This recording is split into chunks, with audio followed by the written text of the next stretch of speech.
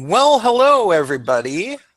Sorry for the bit of the delay, but my friend had to download the the application or whatever. So yeah. Now I'm here. Oh God, I have an echo. Jesus. Um, where's my other window? I'm trying to find it. This is really annoying. Hold on. Okay, I have to. Okay, I'm sorry. Um, let's see. Where could that possibly be coming from? I can't find that other window. Is it? Oh, here it is. Okay, there it goes. Okay. So yeah, so my friend had to download the application for the fucking Google Hangout, and here he is, my friend Tommy. Say hi. Hello, everybody. So Tommy and I met probably about, let's say, 6, 8 months ago, a while now. About And I don't remember why. We've never met in person. We're just internet friends, but we bonded over being people that don't like feminists, and not just that, but being LGBT people, and feeling as if feminists sort of claim to speak for us and claim to know what's best for us, and then if you have a disagreement, if you question their narrative, if you question all the things that they say, talking about male privilege and blah blah blah blah blah, then they freak out at you and get they no longer care about you. Is that what something that you would say would be accurate, Tommy? pretty much, yeah. There is this idea of how the world is, and unless you subscribe to it and give every one of your opinions based on those lens, then you're being basically everything that's wrong with the world. That's what they make you Yeah. out to be. Yeah, you've watched a number of my videos, haven't you? I'm just curious for my audience's sake. I don't I'm because we've never talked voice to voice. We've chatted a bit, in my comments, and I've read some of your articles. But I just so my audience knows, are you pretty familiar with my channel? I've watched a couple of your videos, yes. I think that's probably how we met. I know that it was at a group that was outspoken about social justice warriors or something like that. Um, Okay.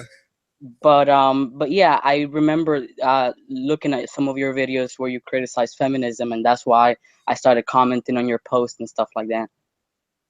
hmm Yeah, I remember the last time I remember you posting on one of my on Facebook on one of my status updates was with my joke where how does it go?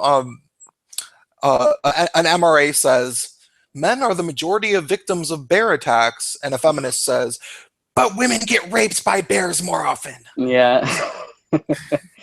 That's something that really got my attention when I started digging into feminism because I really wanted to understand, right? All of a sudden I was in this transgender groups. I don't know if you told your audience already, but I was born female. Though it doesn't look like it at all, if you were to look at me with clothes on, at least. Um, Mhm. but um, but yeah, I mean, like, all of a sudden the moderators for the groups that I was part of, they were talking from this feminist perspectives, and I really started becoming interested in it, and I started like asking them a lot of questions. And there's one thing in particular that's they feel very strongly about, and that is rape. Mm. So that's where I started seeing like the whole trigger warnings things and stuff like that, which at first I thought, well, that's considerate. I mean, like, you recognize that your words could have a negative impact and somebody else, so you want to give him a heads up. Well, fine. Mhm. But then before I knew it, it started becoming to where people were preaching to you that you should have warned people. And honestly, I think that's counterproductive if what you're trying to build up is the character of these people to where they cannot be affected by words, because there'll always be words, there'll always be people that will try to hurt us, even if unintentionally, even if that's just the result of their life, right? And we should grow, to understand that and accept that, not the humiliation. We shouldn't take the words as true, but we should listen to them because a lot of the time it's just they're pissed off, right? And we I don't think, even though I think there's room for like us to give each other feedback about the way we communicate, the way that we're going about this, imposing this trigger warnings and like this way of talking, to the political correctness, you could look at it that way. I thought it was very violent, and I thought at the end of the day it was gonna bring more harm than good, right? It was gonna make people to where they wouldn't want to talk to each other anymore, and that was my concern that I was voicing to them. I discovered that these safe spaces weren't really safe, right, for people, but for ideas. Only certain ideas are allowed to be, and if you're not gonna play into those, then you're out, right? You're excluded. Mm. So you kind of got red pilled, as they say, when you started criticizing trigger warnings. Was that the first thing that really started bugging you, would you say? I wouldn't really say it that was the moment, but it was pretty much when I started like trying to bring up some of the struggles that men face. Because I mean, in this spaces, women issues are welcome. Like people can talk about those freely, and you will be celebrated for it. Yeah. So I talked a lot and for many years about women's issues, especially after having experienced, through my own life, some of them, right? But then, Mm, when society just would treat me as a regular man, that I understood that I was going to be treated as just an average guy, then I started becoming more sensitive to these issues that I otherwise wasn't sensitive to when I didn't think that was going to be part of my life.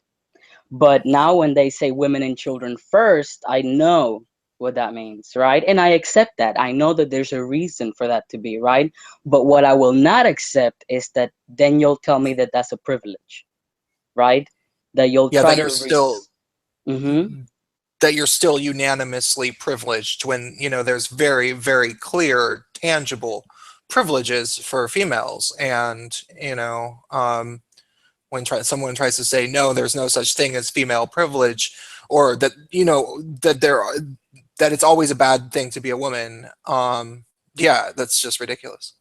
Yeah, I mean, like there's benefits, to everything.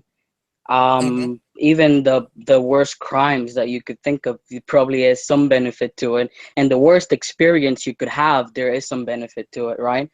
But the way that I see feminists try to push it is to where men are in a position to where they're comfortable. And I find that if I'm gonna find anything offensive, it's gonna be them, right? Because I mean, it may look like it from the outside, especially if you hold some kind of grudge, which of course, I mean, like you have to think about it in this terms. If you're talking about people who think that men are keeping women down for their benefit, they're at the very least ignoring to their benefit, right? Because they're comfortable, and that on is it has to at some point cause resentment. I mean, because you think that this person's aware of your pain, right, and they're ignoring it consciously, right? They're just going about their life, not caring about you because it benefits them, right? And that's totally like that. Yeah, I can't think of anything more, false than this, right? In my experience now, that I wouldn't have had otherwise, maybe if I wouldn't have, gone through hormone replacement therapy and now looking like the rest of the men. I've been inside, and I know that men in general don't want to hurt women. That the complete opposite is true, right? Yeah, absolutely. That's what I think. And like when men start to internalize this idea that women are oppressed and that the majority of men treat women badly and that you can't disagree with women without being sexist. How things have gotten over the past couple of years, especially when men start becoming male feminists and they internalize all this stuff and they think that the best way to treat the women in their life is treat the women in their lives is to live in constant apology and walking on eggshells.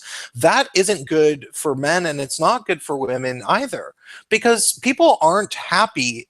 You're not going to be happy if a bunch of people, men, if you're not going to be happy if every man in your life is not being honest with you and he's not telling you how he Yeah. really feels. Like, Mm. why would that make you happy? You want to know how people really feel.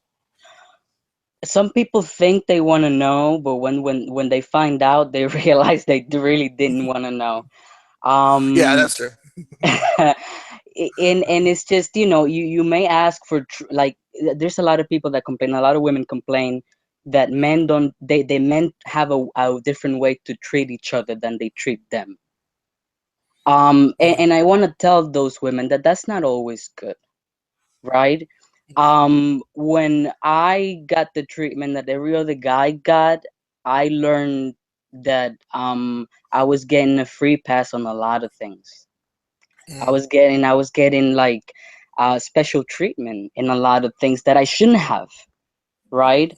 But then like I you have to look at it from my perspective. I try to make them aware of this. I try to give them the treatment that every other guy gets, and they see that as abuse.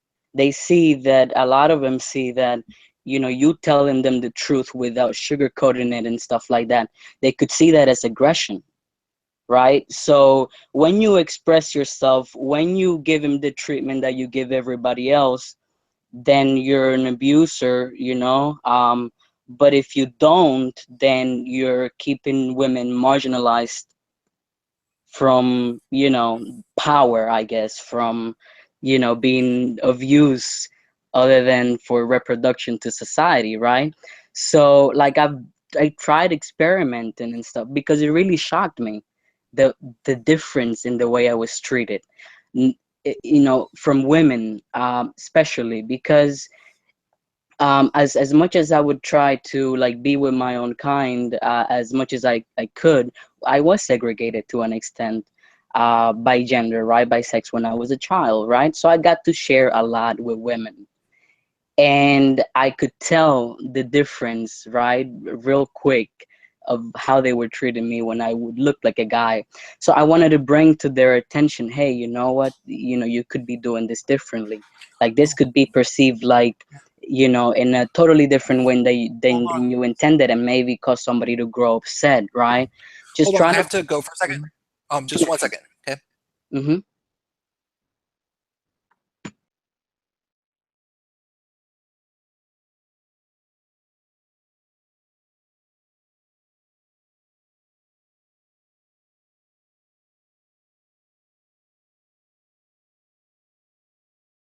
Okay, sorry, I'm back.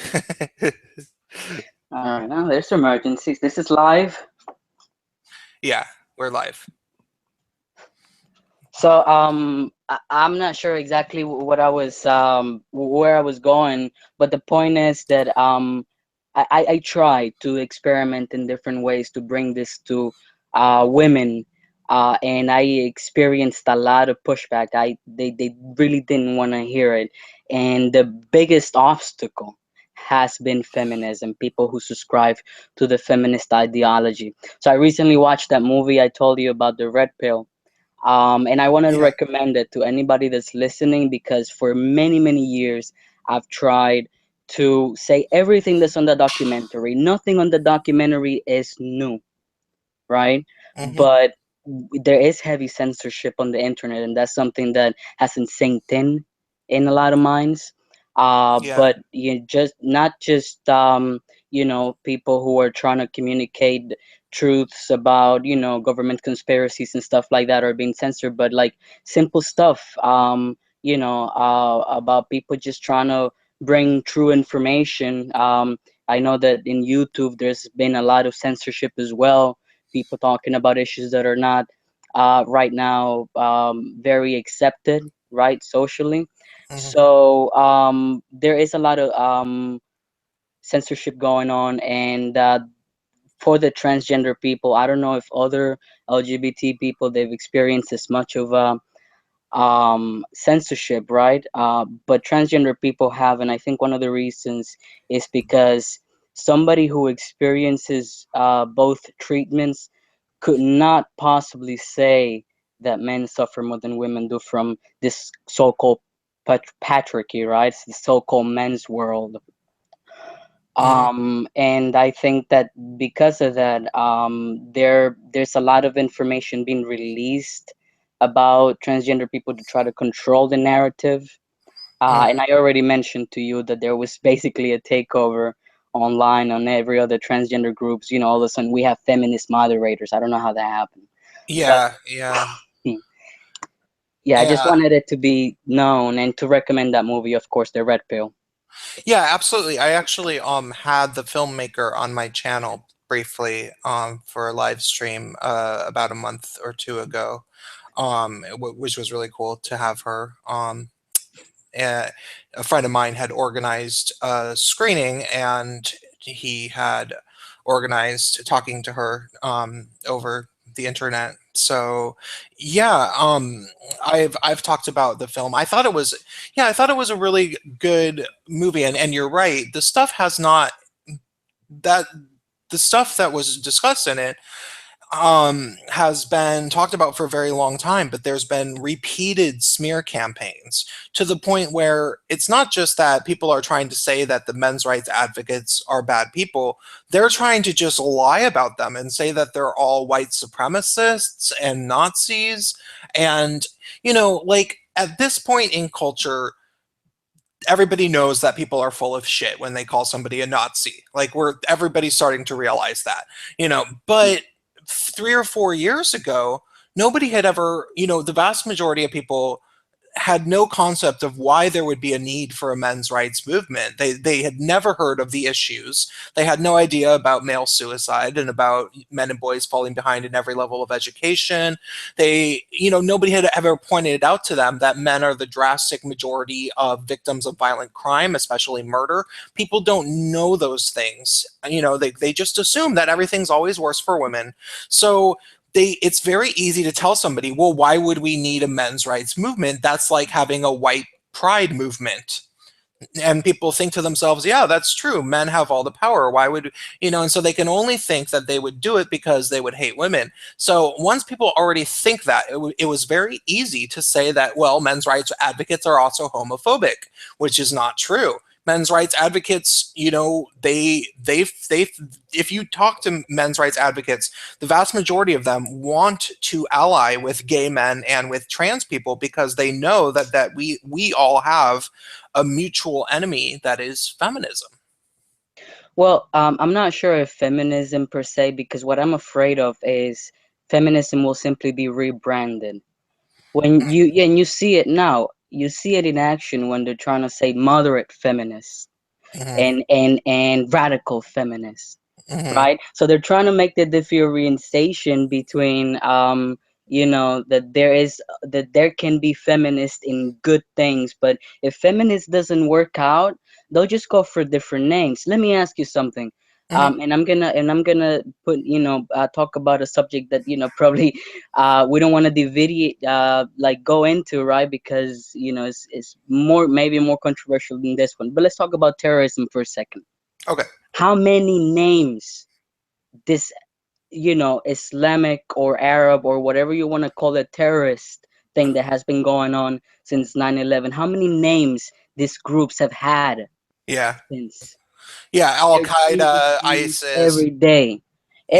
Every year they got a new name because people, they get bored of the same stuff. They start losing attention. But there has to be that threat. There has to be an enemy. So Yeah. I don't want to make feminism the enemy, especially because it is an ideology that tries to grab hold of your identity, And Well, when you talk about, I think that that what is fair to demonize is, and because it's true, there are feminists who are radical feminists, and they're already trying to rebrand themselves because I've been noticing. So um, radical feminists at this point, more and more of them hate intersectional feminists because they feel intersectional feminists try too hard to please people who aren't women, and they want feminism to be back towards cisgender women. So they feel like intersectional feminism has taken over the feminist label. So they no longer call themselves feminists, they call themselves women's rights advocates. right, It's almost like they're taking a cue from MRAs. mm, However, if you talk to them about their beliefs, they still believe in, yeah, the patriarchy yeah, conspiracy theory. yeah. They still believe all that shit. So yeah, you're right. That is already happening. That the heart of the patriarchy is the abused versus abusers, narrative. Yeah, the oppressed versus the oppressors and Exactly. Feminism can, I probably commented this a couple of times on your Facebook poll. Feminism can exist without an oppressor. I'm mhm, sorry, it can exist without oppression, but it cannot exist without an oppressor. They need an enemy, mhm, right? And today it may be one thing, next day may be something else. But the problem is getting all this information about the enemy, right? And because we feel like we must have an enemy to recognize that there's bad things in the world, that people snap and lose their mind and hurt other people, that we must recognize. To be able to recognize that, we should have an enemy, right? There should be something that we're against, that we don't even question at any point. Just the mhm. word in itself, and we're jumping off our seats. Yeah. And that's the way a lot of people in this world want us to be, just jumping off our seats at the sound of a word, Mhm. right? And that's what we should be very, very careful about. But the whole feminism thing, it may change names tomorrow. But at the core of it, the oppressor versus the oppressed, whether it be white versus black, whether it be rich versus poor, it's the same thing. Yeah. It's the same thing. Well, with feminists, it's always going to be men. Men are the problem. Yeah. Men control the world. The world is not perfect. Let's blame men. Hmm. It's kind of like it's I don't know. It's like the mentality of if you were a little kid and you were riding on a bus and you noticed that the bus was really bumpy, like it kept bumping up and down, and so you think to yourself, well, I should be driving the bus because I do a better job. And it's kind of the same fucking thing. It's like, well, no, that's just how the bus, like, that's how this ride is. There's bumps in this road. Sorry, like you can't, like there's nothing you can do about it, But these people get to think to themselves, well, men are in charge. If women were in charge, the world would be perfect. And it's like, well, that's never really going to happen because, ultimately it takes all, this is one of the things that was in the red pill. Um, Men have the time on their hands to because of the fact that they aren't child rearing, they don't carry children, and they aren't as intimately attached into their small children's lives as females are. They have the time to be workaholics, and every politician is a workaholic. You can't be a politician without spending almost every waking moment thinking about work. Yeah. And so it's like, sure, there are some women who do it, and even some of them have children sometimes, but at the same time, it is very rare. And so ultimately, overall, the people that are in the high power positions are going to be men. And it just makes sense that way. And that's not, it doesn't make women any less important or powerful. It just means that people should, remember that, like, female jobs are important as well, and also the fact that men do sacrifice themselves to make their families Yeah. and the women in their societies happy. Yeah, that's one thing that I saw that it really shocked me, was just the sacrifice. Because I mean, like, it's not just about your decision to sacrifice, which is ultimately yours, right? We choose this stuff, and like there is a choice for everything. If you don't want to be in this world, well, you could always take a hike, right? Mm, But you choose it at the end of the day. But there is expectancy for men to just go out there and save the day. And how can you say no when they're knocking at your door at 3 a.m. and they're asking you to go get a neighbor that I don't know, that they're having health issues, and you need to get them down the stairs and everything. I mean, you have to recognize that you're stronger, yeah. right? And then you have a duty to go out there and help them, because it could be you, it could be your family later on, right? So it's not as simple as men want the spotlight or the power, or they do these things to keep a world ruled by them. It's just that there is expectation for you to go out there and get the, I don't know, the thief that just broke into the house, because I mean, who else is gonna do it? Yeah, There or is or yeah, or even more simple stuff that actually happens commonly, like when people have to move.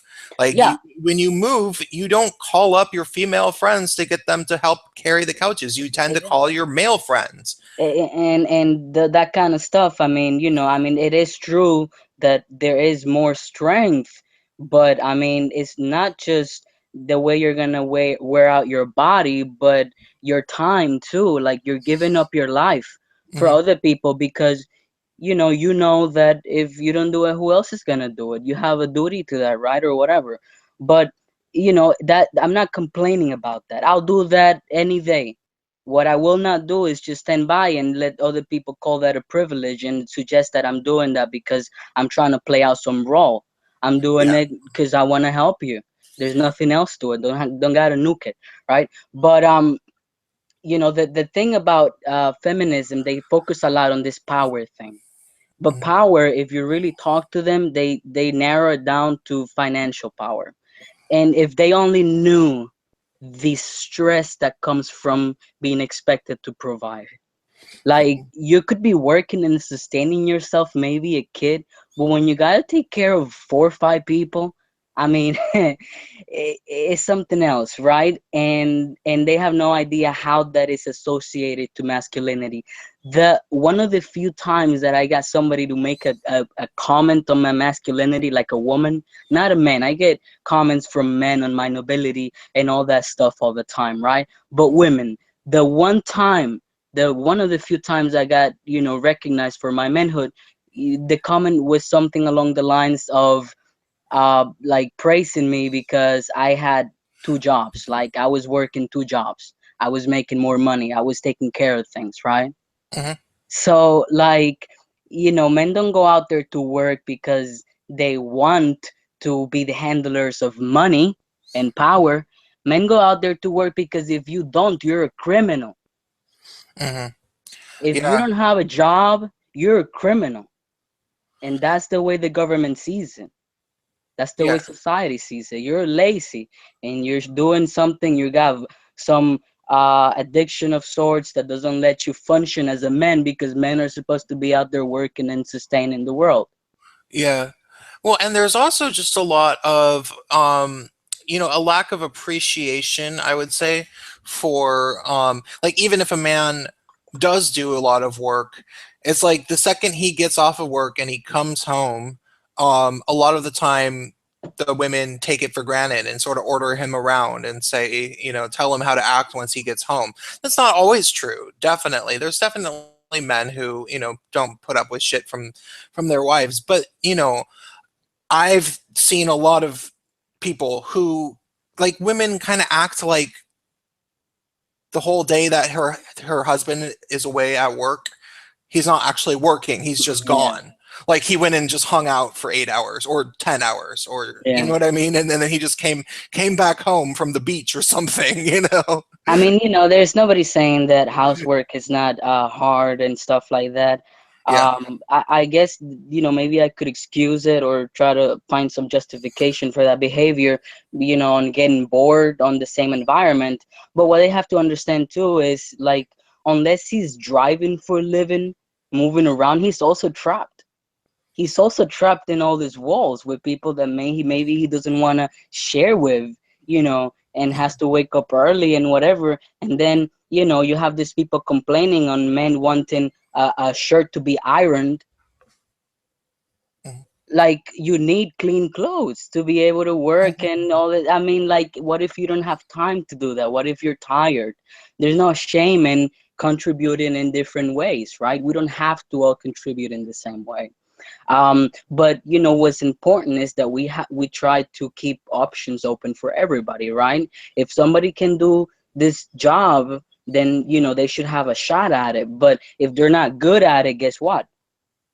you know it's like, I see a lot of people talking about recently, the equal opportunity doesn't equal outcome, Yeah. equality of outcome, right? So I guess people just need to talk to each other. I'm gonna mute it because the dogs are in the background going crazy.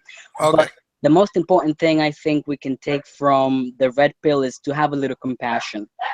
Men are not just sitting up, scratching their balls all day, ignoring the patriarchy or whatever you want to call it, right? Men are Mhm. just trying to survive, and women are trying to survive too. But I've never had an issue with talking to female issues to guys. But the opposite, I've had many issues with talking about male issues to, women and feminists in particular. Yeah. Um, yeah, absolutely. It's weird. And what's what's weird about it is not simply that they don't want to talk about it, it's that they've been very, very carefully trained to be extremely rabid, hyperbolic, and just fly off the handle when guys try to say, hey, we have issues too.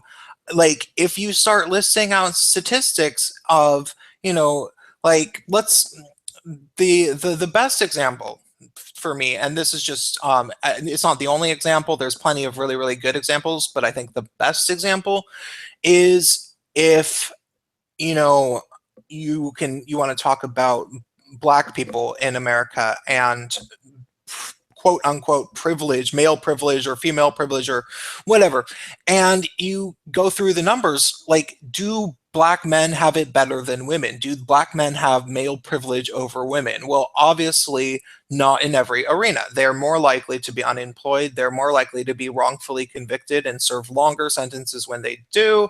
They're more likely to be victims of violence, either by civilian or police officers. They are more likely to be homeless. They're more likely, so many things, like almost every tangible metric that you can, total up, black men are suffering more than black women. And all you have to do is list those things. And you can get not just a feminist, not just a black woman, but a fucking white woman, like, basically, I don't want to say yelling at you, but posting on Facebook a bunch of really nasty things about you and saying that you're misogynist. And at this point they've gotten very homophobic. I keep talking about this on my channel, but it's like they'll start saying that they're like, oh, this is just one of those misogynist gay guys who thinks that vaginas are disgusting. Yeah. And like saying really, sort of offensive things, like, whoa, we weren't talking about me being, gay necessarily. And it's just amazing that if all you have to do with feminists, even white women, is talk about how black men are suffering statistically in America, and these white women will freak out and get mad at you for mentioning that. And that just really shows the level of entitlement within and not just entitlements. It's like these people, these feminists must live in perpetual fear that, like, they think maybe it's like they know that the whole world is constantly looking out for them, and they're terrified about what would happen if they had to just take care of their own problems. They think, they're like, oh, okay, all I'm a white woman, all I have to do is cry and scream if I ever need some help, and somebody's going to be there at my beck and call. And they're scared about what might happen if they didn't have that. And so if somebody mentions that other people are suffering, they just freak out. They don't want that person to even talk about that because they need to have this idea that they are the person that needs to be taken care of at all times. That notion is incredibly important to them, and it's gross. It's like it really is awful. It's a very awful thing. I like to make the joke. Feminism used to say, "I am woman, hear me roar," and feminism now says, "I am woman, lick my boots." Oh, hey, Matthew. Yeah, and that's something that's recurrent. They trying to make it to where you're trying to steal the spotlight of women by talking about males' issues. Hmm. But all you need to do to realize about the censorship is start like just saying men experience this too, men go through this too, men too, Yeah, and be just for that, just over that to them in their eyes is like stealing the light, right? Just stealing the space, as they call it, right? yeah, So no, I just wanted, I wish that if they would believe anything I say, that they understand that men have no interest in taking your space. I mean, really, I mean, like, I don't even know where to start to like talk about that because it just doesn't make sense at all. I mean, I wouldn't know where to start with it. But men have no interest. Men just, you know everybody's a little confused because we're being like, the language we utilize to communicate with each other is being used against us so that we yeah, don't. And but we just need to understand that even though there's people that hurt other people, um that's not what people want. That's not what people in general want. So going into relationships, or any interactions, right, with this mentality of their world wants to hurt me, that's not good. hmm. They, My hmm my sorry, my friend Matthew C said in the chat, aren't a lot of white feminists BLM supporters though? Yes, they are, but Black Lives Matter is kind of a bait and switch sort of a movement. Like everyone thinks, oh, people shot by police, yeah, that's bad. But how are you going to solve that problem? Well, by giving money to professional female feminist activists, because everybody in the Black Lives Matter movement is feminists. And hey, it's been going on for kind of a long time. And have they actually accomplished anything? I don't think they have. So, yeah, it's a movement that mainly stands to benefit Black men if somehow they were to decrease police violence. It would be men mainly. But what's funny is that the feminist angle has gone so far that I've seen numerous women on the internet. You probably can't find them anymore because this was more like 2015, 2016. But they were saying things like, "Oh, well, black females get shot by police too, but the media just doesn't report on it," which is the least true thing in the world. If a black woman was shot by the police, they would talk about it more than a black male. So that's the answer to that question. yeah, that was very interesting, the whole Black Lives thing, because I got to see that from the other side of the world. Well, not the other side of the world, but overseas. So things look different when you're outside of this kind of things. But I do remember that, there was a lot of news about police brutality at the time, and not just showing, black people. Like, they had a lot of white people being shot down. And there was a lot of discussion about it. All of a sudden, we have we have to pay special attention to the police brutality that black people experience, right? And I can see why the whole All Lives Matter thing started. I was one of the ones that reacted the very first time I saw Black Lives Matter. I said, "Hey, hold on, All Lives Matter." Yeah, because it makes sense. It's just something of like logic, but maybe the reason that the slogan was created was exactly so that people would respond, all lives matter. And this discussion about black and white and who gets it worse would take over the conversation of the fact that police are out there abusing power, you know? It's just, turn off your TV. Turn off your TV, stop watching TV. And if you can get off Facebook, please do. Because, I mean, the way we're being made to like stray away from like the real conversation is just silly. It's just, and it's obvious. And it's so obvious that now in like Spanish speaking countries, they're starting to basically translate propaganda and to make it to where it fits for Spanish speakers, but doing exactly the same thing in the way they take over the conversation and steer it somewhere else. And the division thing, which is at the core of it, right? Thinking that there's people out there that want you to be in that fucked up situation, right? And they'll say anything to keep you in that fucked up situation because they benefit from it, whether it Yeah, be men, whether it be white people, whatever. yeah. And that's one of the messed up thing. Oh, by the way, Wrecked SJW videos gave me $10 and says no homo. Thank you very much, dude. So yeah, one of the things that in a lot of ways, the Black Lives Matter movement was not only necessarily likely a distraction, but there's so many different problems going on in the black community, and Oh yeah. just saying, oh, it's all the police, that's not helpful. And even more than that, it very likely is going to lead, because of the fact that cops stopped policing the areas as much. And that's just true. Like, after there were riots in Ferguson and in Baltimore, the crime rate went up. Like, the crime rate and the murder rate all went up. And ultimately, this is probably going to lead to continued mass incarceration. And people make profit off of mass incarceration because Oh they yeah. get prison labor for that.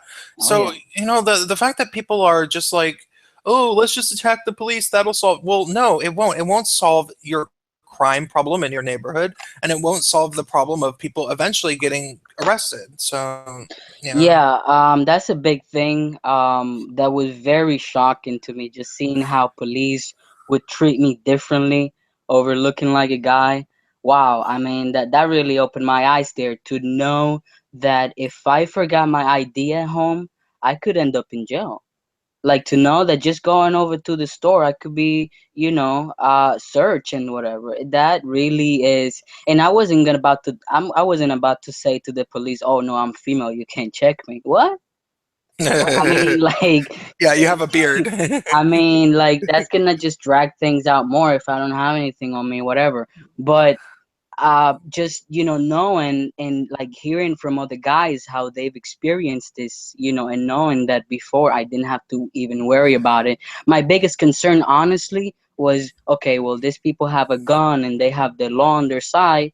The biggest concern was sexual abuse, but I mean, like, I never really got, even maybe stares from a cop. Maybe they whistled, the whole Yeah, I mean, other than that. And I mean, don't get me wrong, street harassment is bad. And it's let me tell you a little bit about that, because people seem yeah, to have issues understanding. It's not about the fact that guys catcall and or talk to women or trying to flirt with them on the streets. It's just the frequency, because what the guy doesn't know is that turning the corner there's going to be another guy, and turning the corner there's going to be another guy doing the same thing, and say, a lot of the same approaches every single day, right? It starts getting boring. I yeah. Well, mean, I actually have a funny story about that.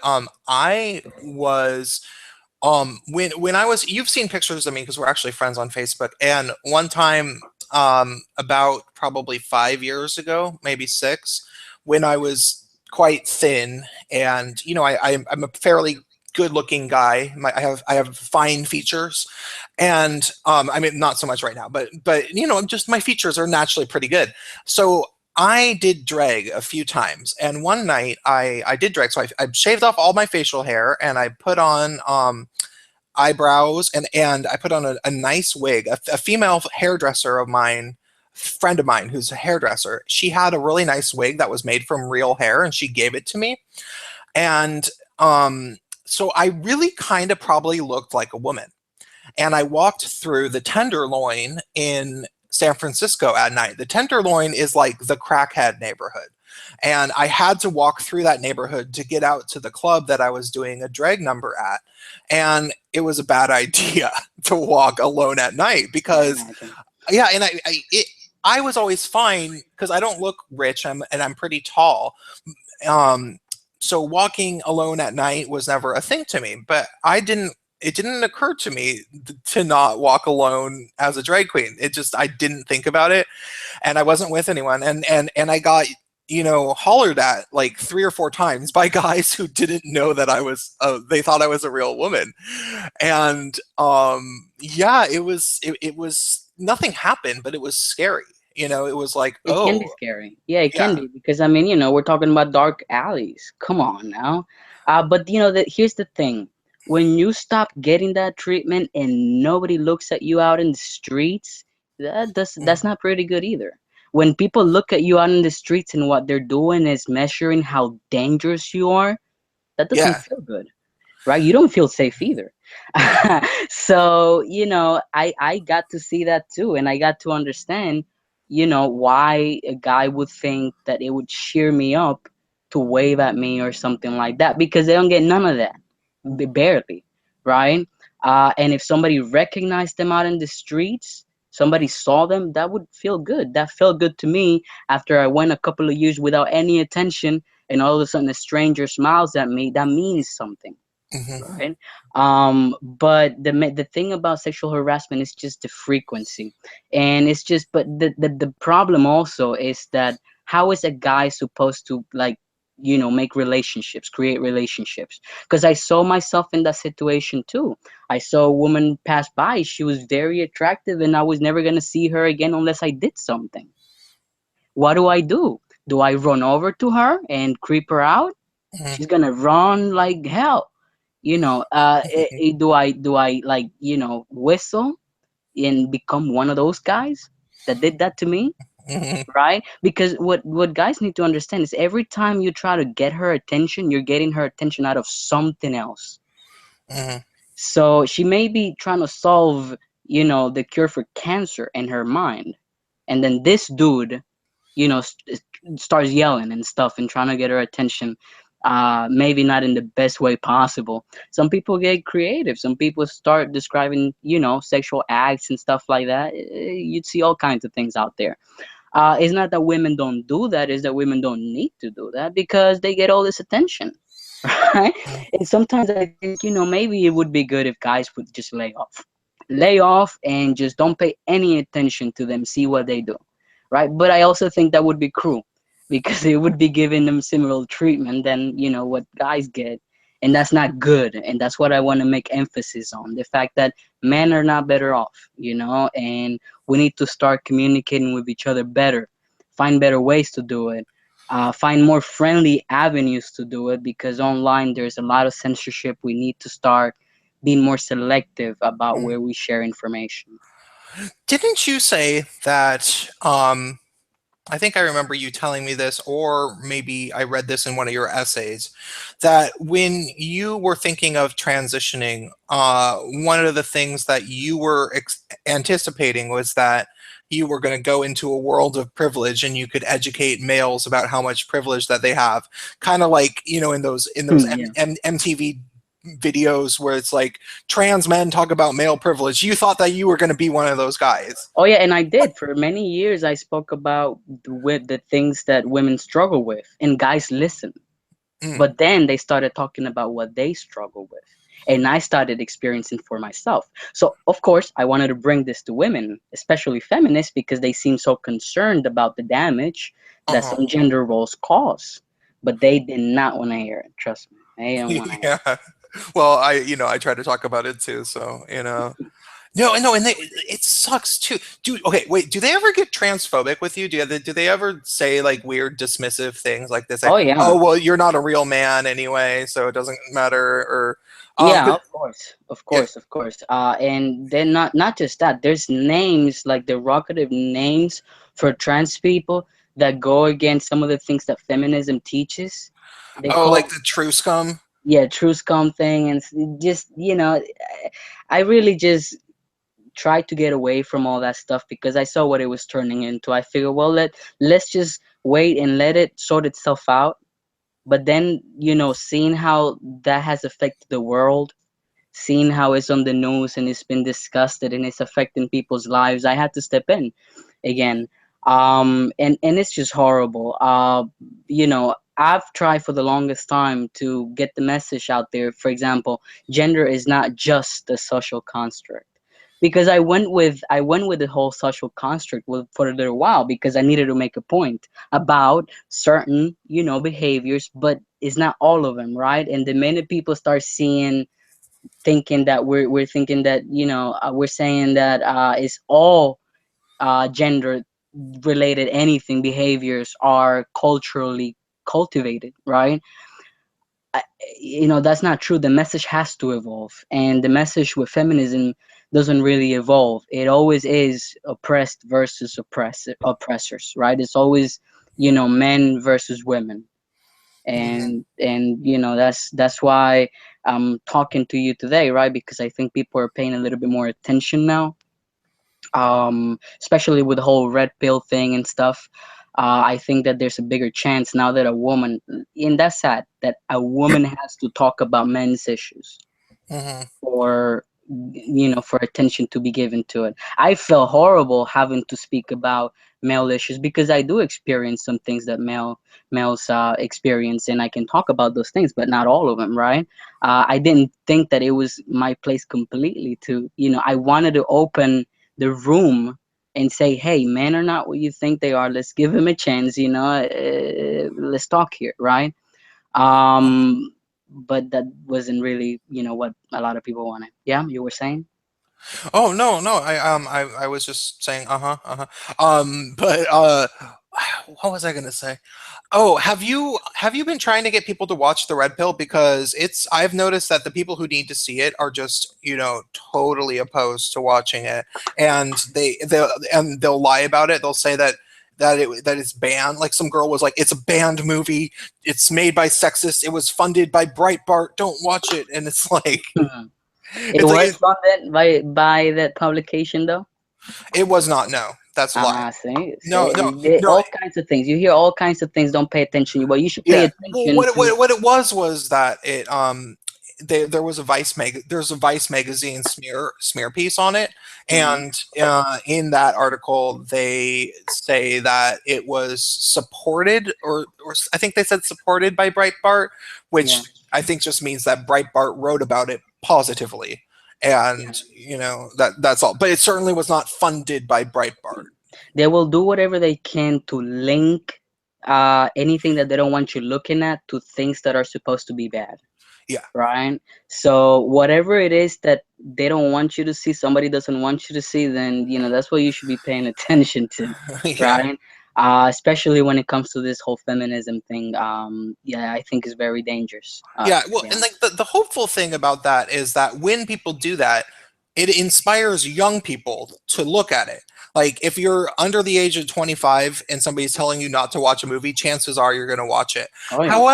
However, people, in their 30s who are busy and shit, and if it's somebody who's their age, who's I'm 35, and if I've noticed that if other 35-year-olds are telling everybody not to watch something, they won't watch it. They're like, okay, I shouldn't. But it's young, curious minds will take a look at things, but it's really hard to sway the opinions of people like in their 30s and older. And it's really frustrating. It can be very lonely if you're an open-minded person in their 30s. Because I gotta say, as an individual, I I always thought that feminists were kind of weird because I always knew some wacky feminists who would say like things that just weren't true. But at the same time, in the 90s, I could see a purpose for feminism a lot better just because things were different then. It was, over 20 years ago. But still, I always was a little bit critical of feminists, but I only really got critical of feminists in 2015 when they started getting really crazy, And but even when I was very critical of feminists, it took me at least 4 or 5 months to finally really look into men's rights activists. And the reason why was because I believed what they said. I believed that men's rights activists must be misogynists.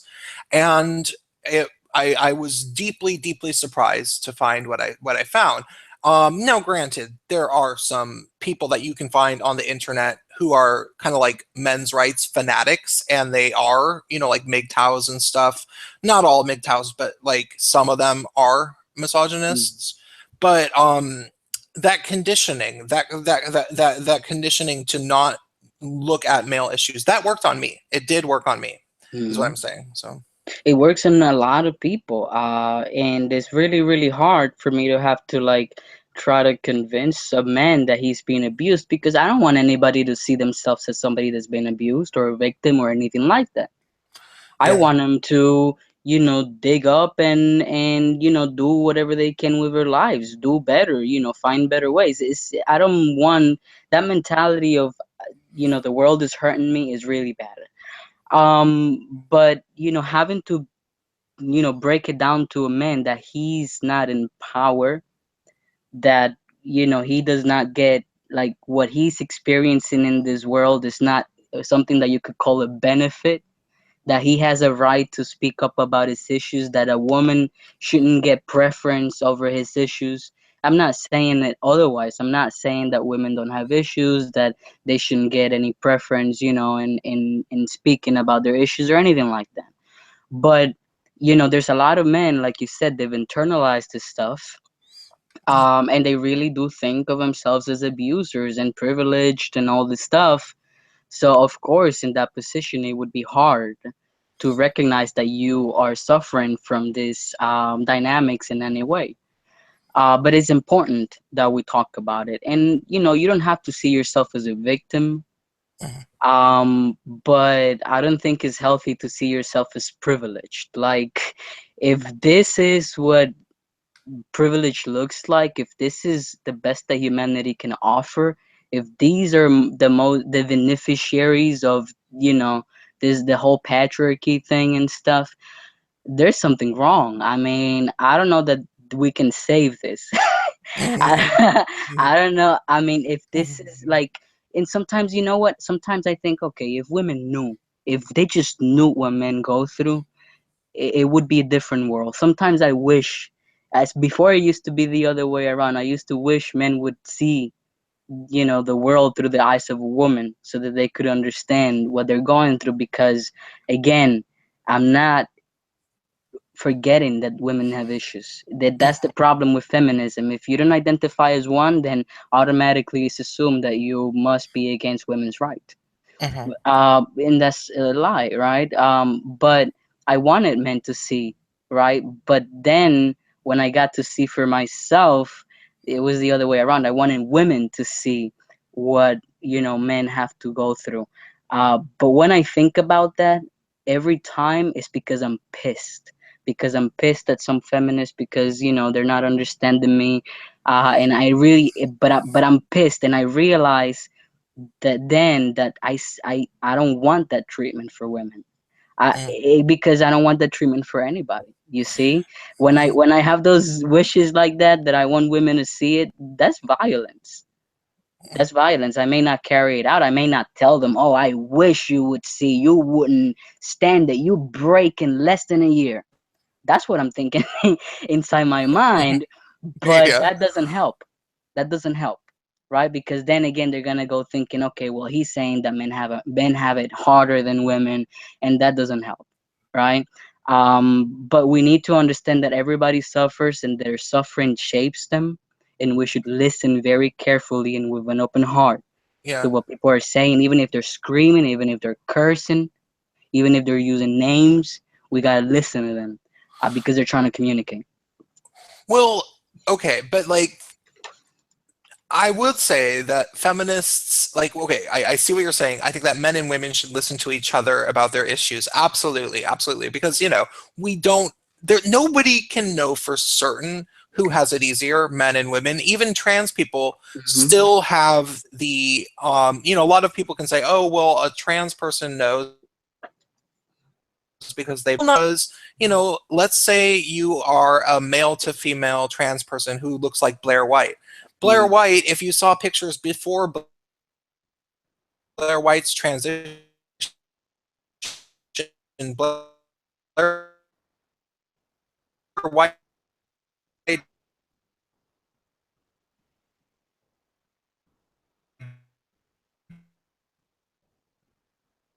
did not look, because she already looked kind of like a female when she was a dude.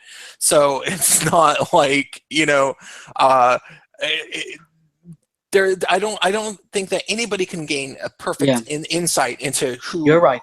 Yeah, Yeah, you're right. Even trans people, we all have our biases. We're all in a different place in our lives. Like a lot of people think that I'm complaining now because now I get to suffer it, and it's because it's the most present thing in my life, right? And then they may think that, and that may be valid or whatever, but nobody has the 100% of what's going on in all sides of humanity. Nobody knows. You can't measure that kind of pain, right? But we can put, effort into understanding. yeah. And if we try, if we at least try, I think we can get to a lot of places. Yeah, but I will say that I think what you keep saying is true, which is that men have been conditioned to listen to female problems, and Hmm. females have not been conditioned to listen to the male problems. Actually, we were talking when we had the stream after watching the Red Pill, and Cassie J was there. The person who organized it, he asked the question about the word gynocentrism and what we think about it. Do you know the word gynocentrism? Yeah. Hmm. Yeah. What's your opinion on that? Do you feel that the human race is gynocentric, and that because I think that instinctually we are to a certain degree, and it makes it difficult for people to care about male feelings, and people prioritize female feelings and comfort. If a woman starts screaming, everybody runs to help her, but if a man starts screaming, everyone's like, "What the hell? I got to get away from here," like. I'll Uh, tell you one.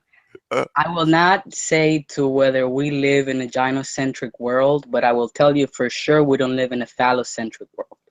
mm, Um, and I'll tell you something else. Being a woman, I know, being female, I know that I have worth no matter what. Even if I'm infertile, even if I can't have children, even if I'm ugly, even if I'm stupid, all right? And by stupid, I mean I can't do any math. No, man. My brain is just a little fried. Like, call it disabled if you will. mm, I just can't comprehend like the rest of you can. Even then, I'm valuable. But as a guy, I have to earn my value. I'm valuable over two things: my bank account and my sexual performance. mm, That's how I'm measured, And I mean, I don't know if that answers your question a little bit, but earlier you were telling me about like you know treating people like children or something about children, and it came to my mind. Don't you think that women are treated as children to an extent? mm, Don't you think that these special considerations, this overprotecting, because there has been, men have tried to protect women from this mess, that the feminists think that they want into.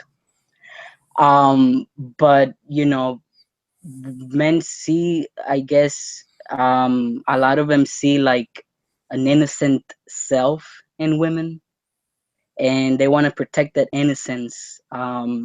So yeah, I can see how a lot of the complaints from being like left out of the world could come from, when you consider that. But there's a reason for that. It's because this is messed up. I mean, like, I have found myself in the position of like being making money, and just if I have a girlfriend or whatever, like I would give her the choice not to work. Not because I didn't want her out there making friends or growing in any way that she wanted to. It's because I know how fucked up it is to be expected to have this thing that you have to do every day and give up your life for it. So I'll give up my life so that you don't have to, right? And I couldn't have realized otherwise unless I was in that position. And I'm not gonna complain about that. Um, but I'm not gonna sit around and listen to that privileged talk either, Mhm. right? Because it is sacrifice after all. And like if women want into whatever they want, I mean, just go for it. Just, I mean, me before transitioning, there was nobody that could tell me that I couldn't do something I wanted to do. And women, before all people, are gonna find very little resistance to their desire. Like, this world really wants to please women, and I joke around and I say, like, if women say they don't like the blue in the sky, the color blue in the sky, men will get together to change the color of the sky. But Yeah. if women say that they don't like the sky, men will get together and destroy the sky. So I mean, if women knew how much power they really have, we wouldn't be having this conversation at all. I mean, like, it's Well, crazy. don't you think that there is a certain breed of feminist that completely knows? I like to think that they don't. Yeah. I choose to think that they don't because, I mean, what am I gonna do? How do you fight that? How do you deal with that? Well, there's people out there who are just deeply, deeply selfish. Because the thing is, I run into these women who, like, there's this one girl who is a really awful feminist, and not only is she a really awful feminist, she, um, well, no, maybe okay, she's in a band, and everybody else in the band is dudes. There's like four guys and then her, and she plays keys and she sings, and I get the impression she doesn't actually write most of the music, but she gets to be the star, of course. And the band's good. I will be honest. And she's not untalented. I don't know how talented she really is because I really doubt she actually writes the songs because she just. But she also she's a prominent figure in the arts scene. I don't want to give too much away, but she organizes stuff. But what it would really look like, there's all these men around her that are at her beck and call, and not only that, but she's somehow still this like huge feminist, and she's always talking about, she's calling people out on the internet all the time, and like saying that people who don't like trigger warnings are all just assholes and blah blah blah blah blah. And it's like she benefits so much from this stuff. There has to be a small part of her that's aware that she benefits from, she has all these dudes like basically working for her.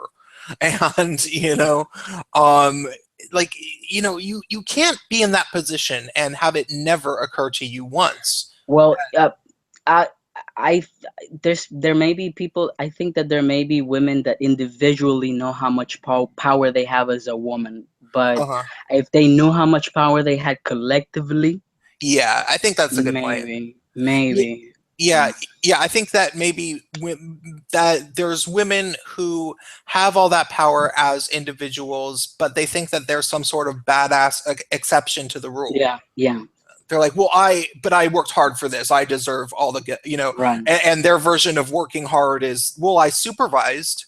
I Mhm. mean, I worked really hard telling all the guys what to do. Yeah. I don't know. I mean, I guess the same thing we're saying now, probably Yeah. there's some feminists somewhere saying the same thing. That men secretly know that they rule the world, but they won't acknowledge it because it's to their benefits. Well, and it's true. There are guys out there do capitalize upon the fact that like there's guys who are players that fuck all sorts of girls. Um, One of the things that I was actually talking about, no, I wasn't talking about. I was watching a video about this. Very interesting video by someone that I can't say I'm a super big fan of, but I find him very interesting and entertaining. The guy Naked Ape. Do you ever watch Naked Ape? No, not really.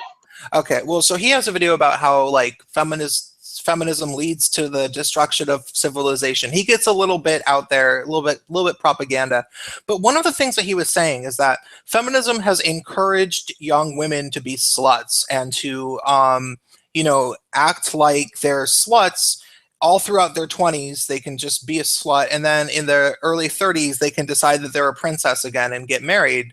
But people don't necessarily think that they're princesses, and what that causes is alpha men to start treating women like crap because they're like, oh, really, we can just hook up with women and women don't care, like it's not. And so there's like guys on college campuses who fuck like half of the women, and because it's like any woman who's above a 6, 7 in looks can have sex with one of the 9 or the 10 guys, at least for one night. And so she ends up doing that. And guys will take advantage of that. And, it is a weird thing. And in years past, I'm sure that that was definitely true. Okay, the point I'm making is that there are instances in which men can abuse their gender roles Oh and yeah, women. absolutely. Yeah, and women, like, okay, this is a good example. I've known guys that have played in bands who are very charismatic. They're kind of like semi rock stars, but they cannot take care of themselves. Like, they cannot take care of themselves. They cannot clean their house. They cannot probably fucking cook. They cannot do anything. But for whatever reason, women are attracted to them because they're rock stars. And so they always have this, every girlfriend they have takes care of them. And that is a thing that happens a lot. I've noticed that. Yeah, and they would blame that on patriarchy in a man's world and Hmm. his expectancy to be attended as if he were a king, but Yeah, they would never dare blame that on the girlfriend after girlfriend after girlfriend after girlfriend who came in and took care of him. yeah.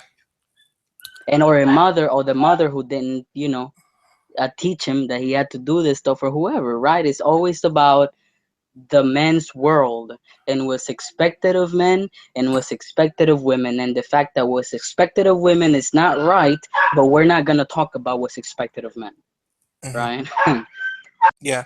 So is there a part of the red pill that you particularly because you wanted to do this stream based on actually watching the movie recently, and we haven't talked about the movie that much. Is there any part that you wanted to talk about?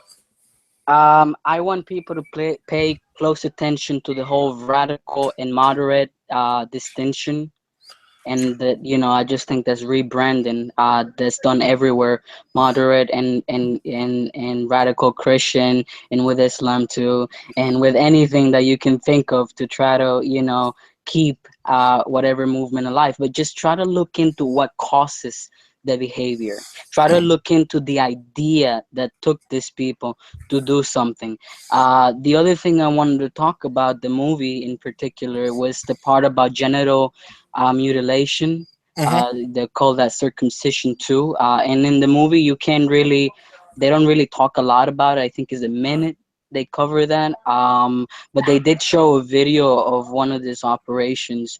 Yeah. And I think this is very important that we look into this because, I mean, I don't have a penis, but I mean, I cannot possibly think how taking part of it you know, is healthy in any way. I mean, there's cases out there where it has been necessary.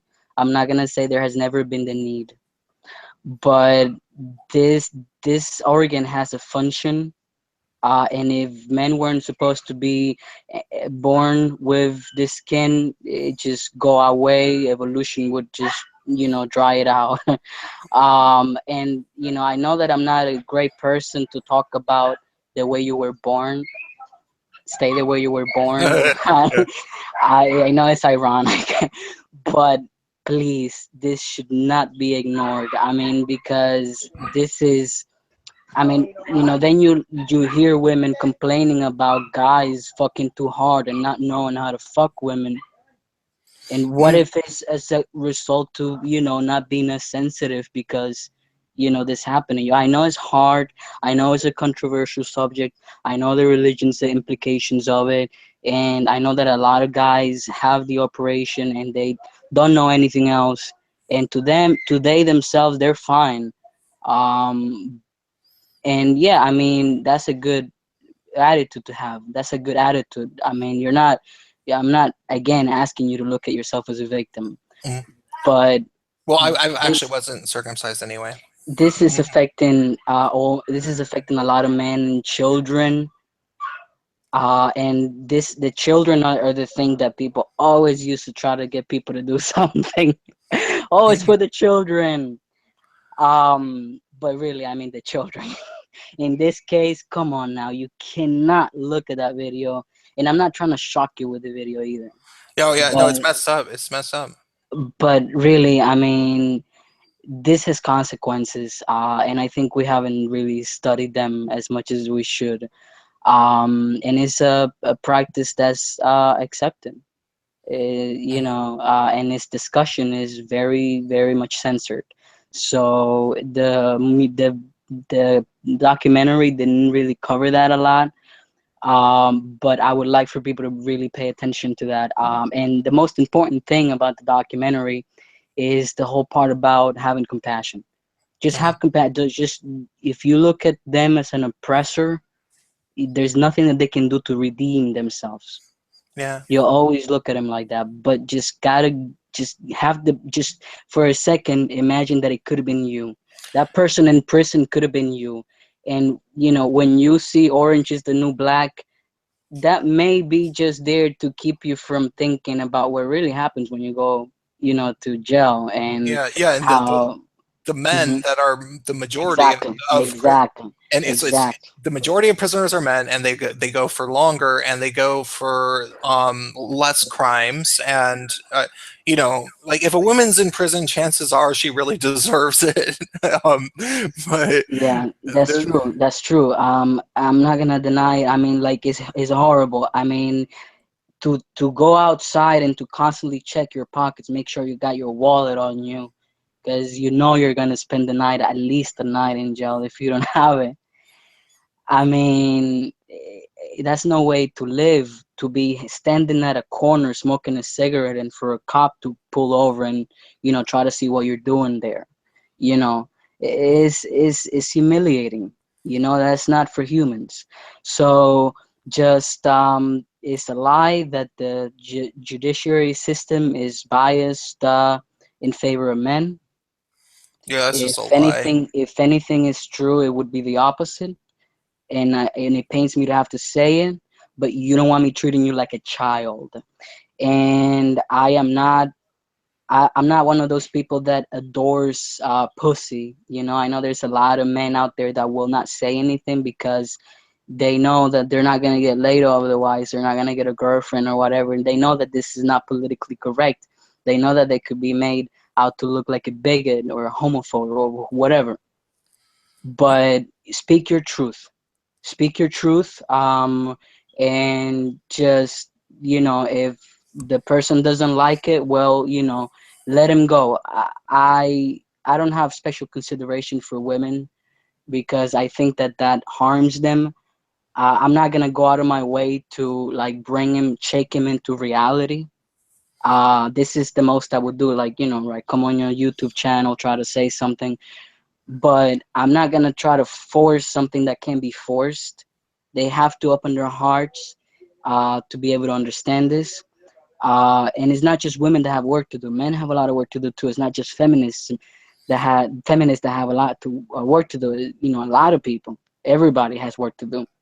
Hmm. Um, but just understand that everybody's working on something.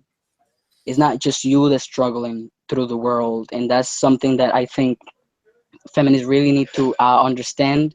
They need to understand that this ideology will always have them thinking in the back of their minds. Whenever they hear of male issues, they're going to be thinking, Oh, women have it worst. Whatever you say, but women have it worst. Okay, yeah, fine, but women have it worst. Yeah. And that's the way it works. That's feminism. What it doesn't matter if they say it's about equality, doesn't matter if they say it's about choice. This is what it boils down to. That's what all waves of feminism and radical and moderate and what's the trans exclusionary whoever turf, what I don't know how they're called, but you get me.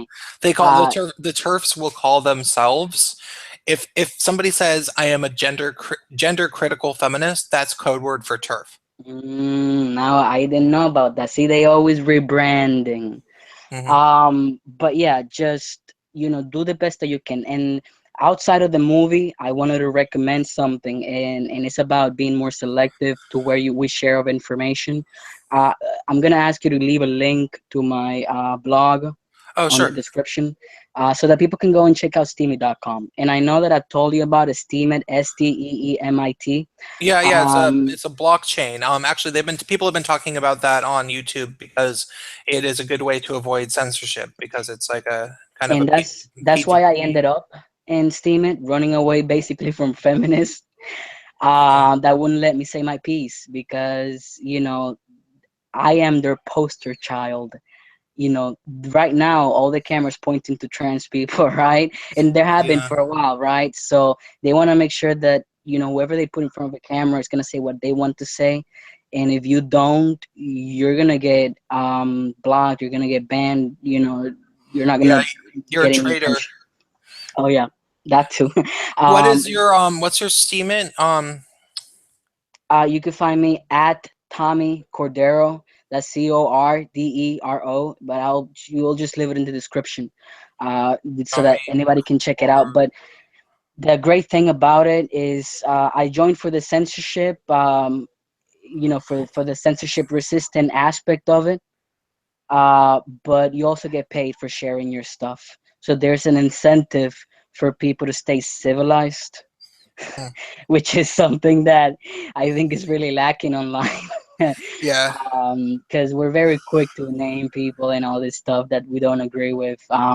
So yeah, I mean, go check out steemit.com, because it's a really good place to be. I really wish more feminists would join so that we could have an open conversation for once and for all. Hmm. Okay. Um, well, do you have anything else, or do you want to wrap up? Mm, just a warning about the trans people involved in feminism. Hmm. Um, Feminism makes you believe that gender is only cultural, but it's not. Hmm. There is a biological aspect to it, and maybe other aspects we're unaware of. But there are trends that we can see in men and women. Gender roles are not born out of thin air. Gender roles are just suggestions about what men and women, males and females, usually do well at.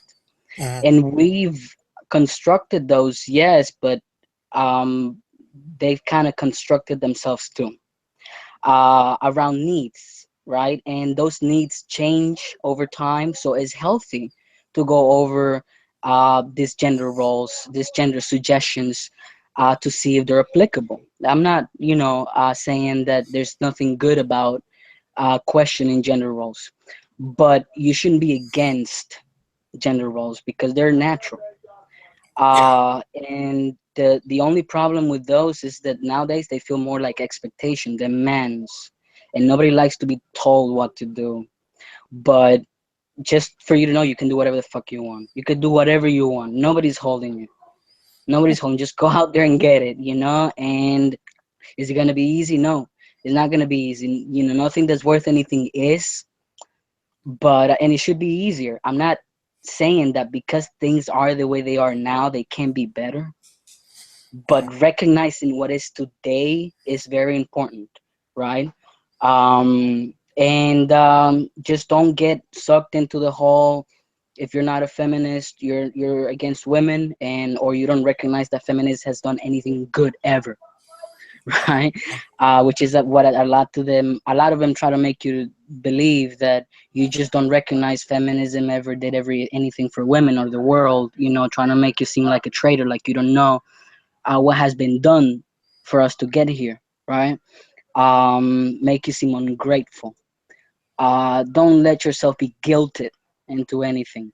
Uh, there's a lot of people who are discovering their gender. Not everybody thinks of their gender 100% of the time. Not everybody's nobody's walking around thinking, I'm a man, and because I'm a man, this is the way that I should carry my life. People just go out there and live, right? And yeah, most people at some point will uh, like question their gender and their gender roles and all this stuff. And that's totally natural. That doesn't make you different, and that doesn't make you transgender, right? There's a lot of people who have like the meaning of the word transgender and transsexual has been like diluted, and people think it applies to anybody who doesn't like feel identified over like their gender roles that exist for their sex. Like people think if you're not 100% comfortable with what is expected of your sex, then you're transgender. And that's a very dangerous thing. That's very dangerous because imagine, imagine if, say, for example, a woman that was raped, feminists love the subject of rape. A woman that is raped, she was made believe that, say, she was raped because she was a woman. What if she goes out there, or gender is cultural, a cultural construction, I can do whatever I want, right? And goes out there, takes hormones, ends up looking like somebody like me, like you.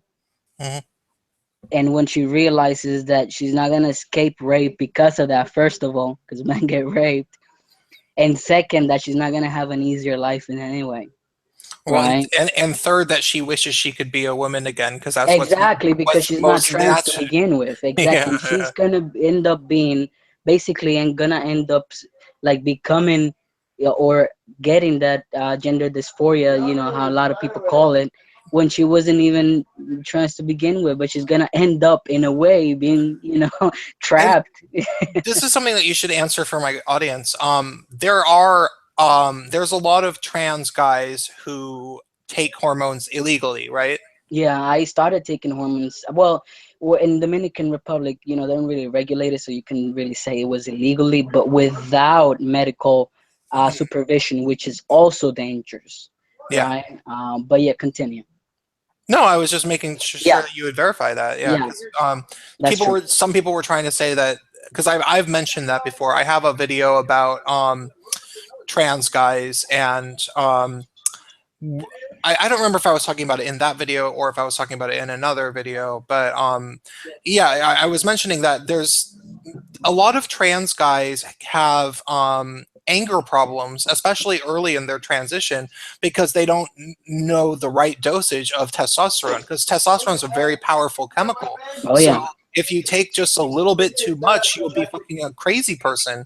And like, Now imagine being a crazy person like that, like on edge. You're yeah, on edge and you don't know how to behave around other men. You don't know what's acceptable because exactly. men give other treatment to women, right? But you're not gonna get the same consideration. Yo, yeah, no, that's what one of my the video was about. You might have remember this on Facebook. There was this trans guy who was threatening people. He kept threatening to fight people, and he had his picture. His main picture was himself with his fist up, his two of his, both his fists up, like he was going to fight. And he threatened me like 6 months prior, and he threatened a friend of mine. And so I told him, I was like, "Yeah, you want to fucking meet up? I'm not scared of you, like." Yeah, And when I called him out, then he freaked out and he started telling everybody that I was transphobic and and that I wanted to like trans bash him or something. And it was kind of funny because it was like, he was perfectly willing to take a picture with himself with his fists up like he was a tough guy, and he was perfectly willing to repeatedly threaten people on the internet. I don't know how many times he did it, but I do know that he did it to myself and a friend of mine. But then the second he realized that somebody might actually fight him, he was like, "Oh shit, oh no," it's Yeah, and like, he was lucky he realized, because some don't know. Some think that, maybe things are gonna calm down as they would have if they would have been a woman, like they wouldn't have actually hit them, right? But yeah, then realize that's not the truth. And sometimes, as bad as it may sound, that's necessary. For people to understand that, things are not the way we're may believe. yeah, The movie, I mean, you can't be all day watching TV thinking that's the way the world's gonna be, right? So yeah, I mean, just gotta be careful, especially like trans people who really don't know how to behave. The most that they talk to each other really is about how to appear, how to create, the illusion better, if you want to call it that. How to pass, as a lot of them call it, how to look like a regular guy, regular girl. But they don't talk, especially not trans men, because trans women talk about dangers all the time, because that's women's issues.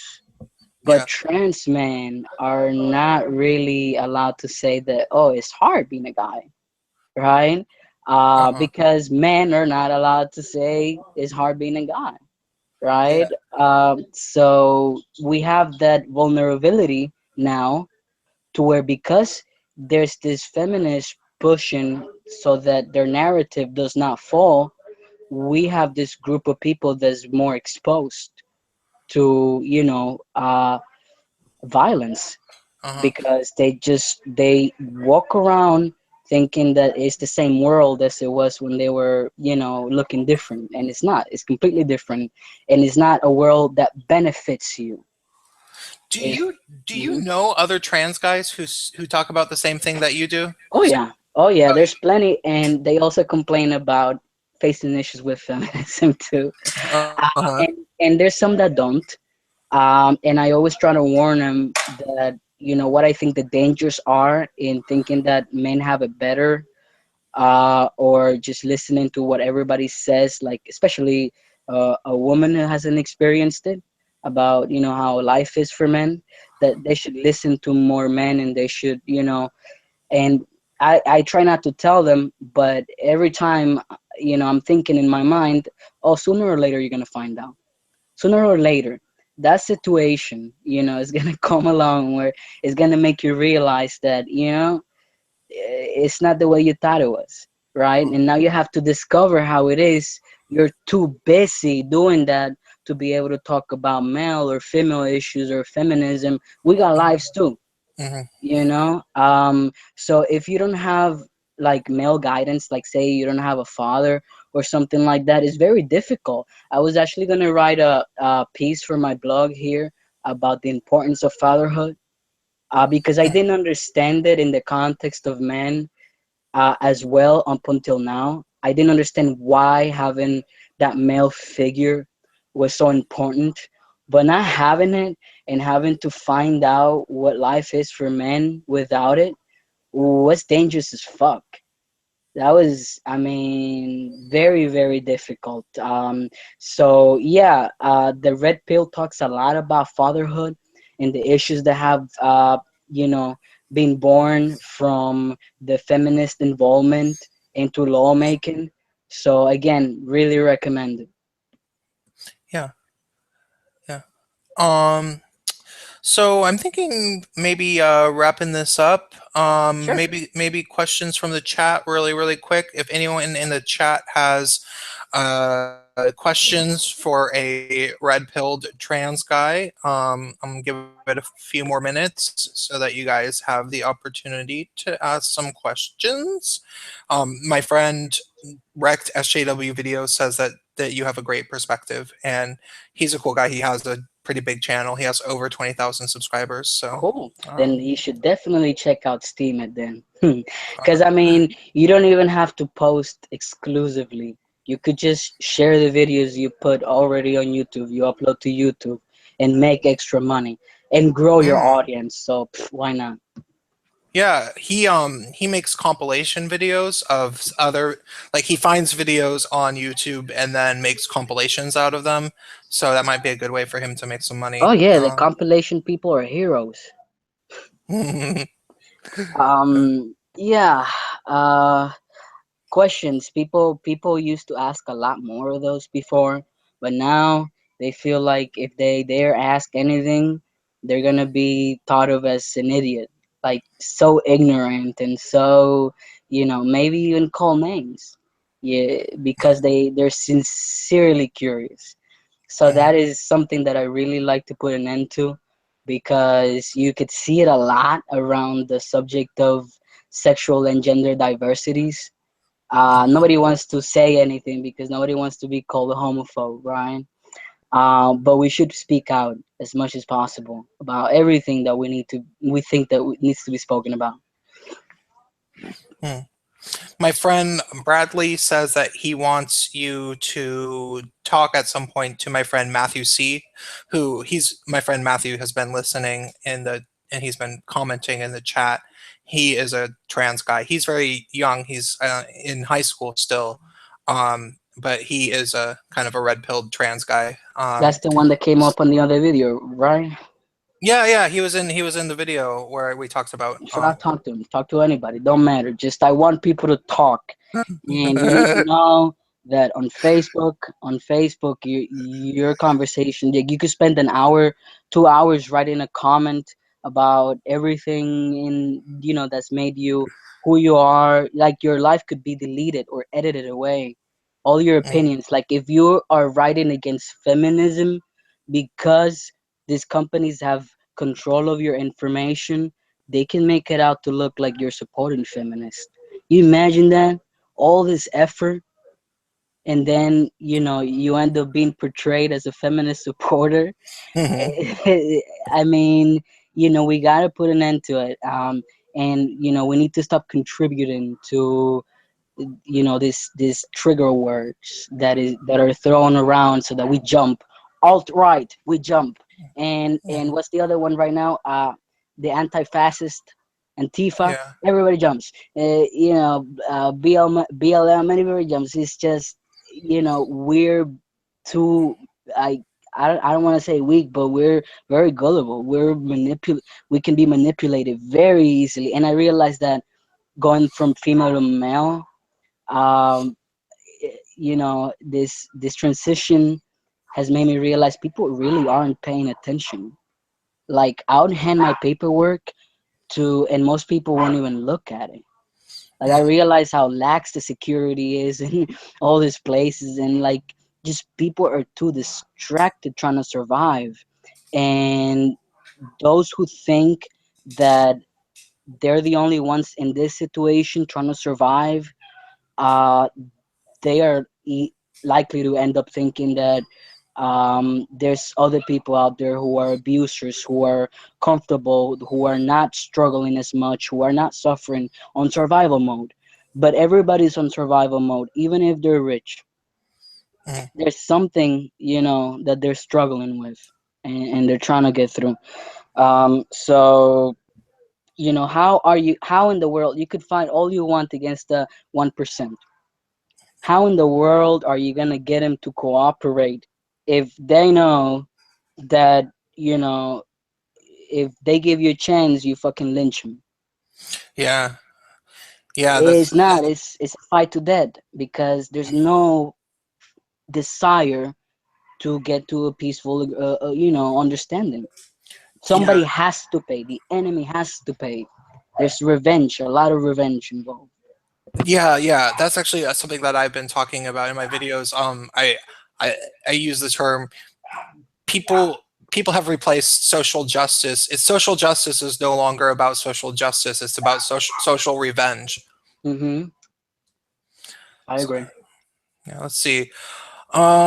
Can a male to female trans donate their penis to a female to male trans and get the nerve endings to connect? I wish. That'll make that'll make things a lot easier. We talk about that transgender people. Sometimes we be joking. Oh, I wish we could trade. Um, but no, not yet. I think what's most likely to happen is over time we'll just become better at growing organs Uh-huh. through stem cell research and stuff like that. Um, but even the U.S. government is financing now.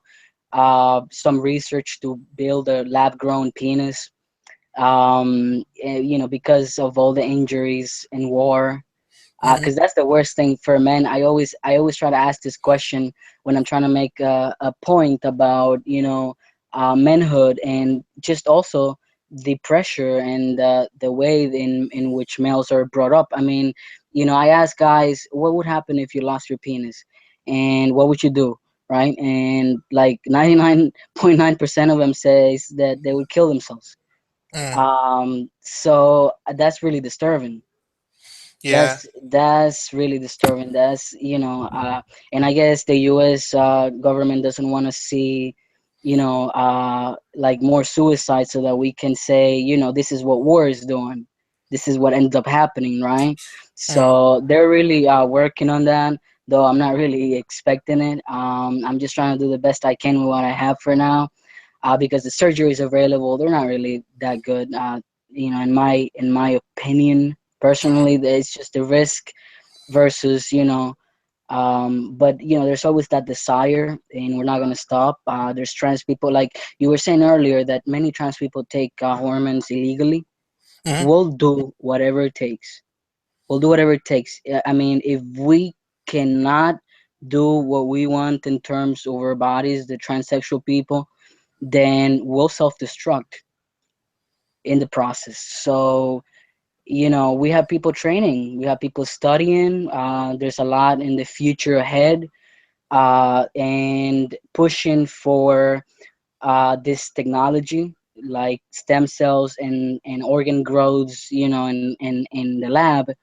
Is not just to the benefit of transgender people or transgender guys, but also from everybody else. Because I mean, like, if you could find yourself in an accident and and come out completely fine but without the penis and still want to take your life, yeah, that's a problem there. Hmm. So yeah, not yet, but maybe in the future we can trade. I just don't think it's gonna happen because it's difficult for rejection and stuff like that. You have to take meds for the rest of your life, and we're already on meds.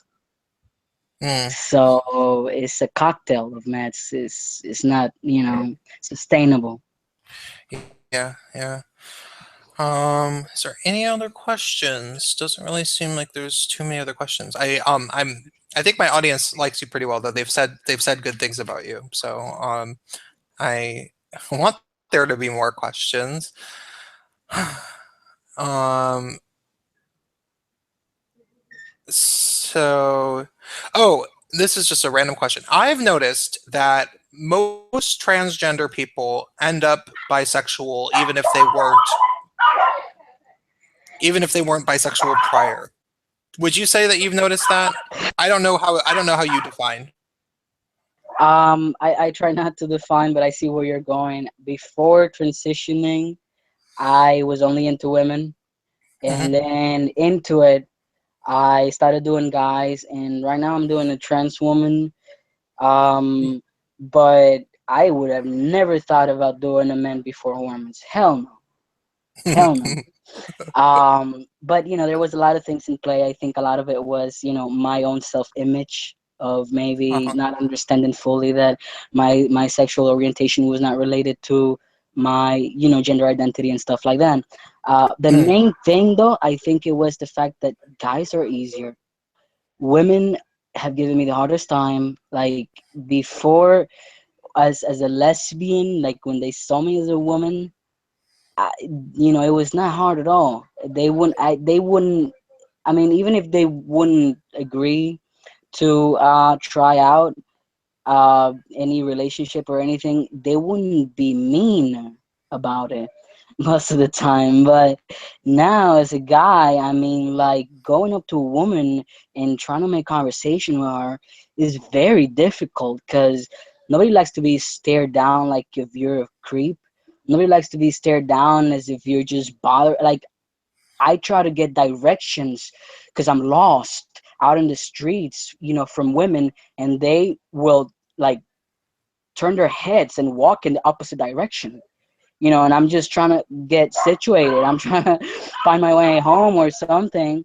and like I can't even ask for the time of the day, and they think I'm flirting or trying to get something from them, Hmm. and it's not comfortable, right? Yeah. So like I had more sexual needs, increasing libido of like the hormones, which is no joke. Hmm. Like that is horrible. Like I'm not gonna say it's horrible, but it's powerful. Like you having to masturbate, say for example, to go to sleep a few nights here and there, you can come to feel like you're not in control of your body, and that's scary. Um, and like also, I used to criticize a lot the guys gazing, staring. And I'm like, you dude, you look at every woman that passes by, everyone. You can't like every single one. And I would get, I would think it was, I would think it was something so cultural. It was something, along the lines of what feminism speaks of.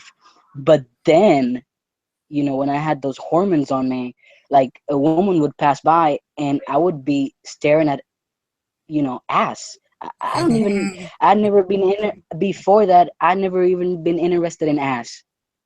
It's always been the face, because in the face are the emotions, right? And that's, you can change the body with money, whatever, exercise. But this woman passes by, and my head turns. Not just the eyes, my head turns, and I find my head turning without my permission. Uh-huh. And then that's the scariest thing in the world. You imagine, and then imagine she looks back at me and sees me that I'm doing that. Like I'll be one of those guys. And I had no say in it, and that really fucked with me. That really did fuck with me, because I would look at her in the face and I didn't like her, but I couldn't help myself. It just, that's why I keep saying, you know, not all these things that you see as gender roles or behaviors of gender are cultural, Oh yeah, absolutely not. because that is the last thing I wanted to be doing, you know. And yeah, I mean, Did like, you wake. did you have like guilt and shame about that? Like, I mean, it Oh sounds like you yeah. did. Yeah. Oh yeah, a lot, and I struggled for that for so long. There were many occasions, like there was this occasion in which this woman was complaining very loudly, because the guys, we were outside, we were living in this apartment building thing, and we were out in the hallway partying, whatever, and she was complaining very loudly.